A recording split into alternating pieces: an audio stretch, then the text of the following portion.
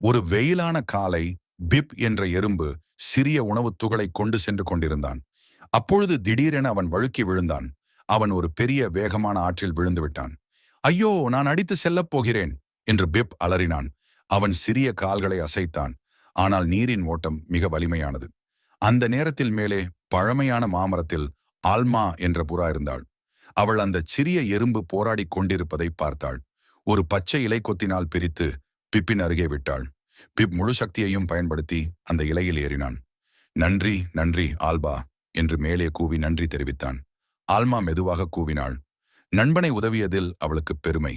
சில வாரங்கள் கழித்து ஆல்மா மரத்தில் ஓய்வெடுத்திருந்தாள். கீழே ஒரு வேட்டைக்காரன் துப்பாக்கியுடன் நின்றான். பிப் அதை பார்த்ததும் அதிர்ச்சியடைந்தான்.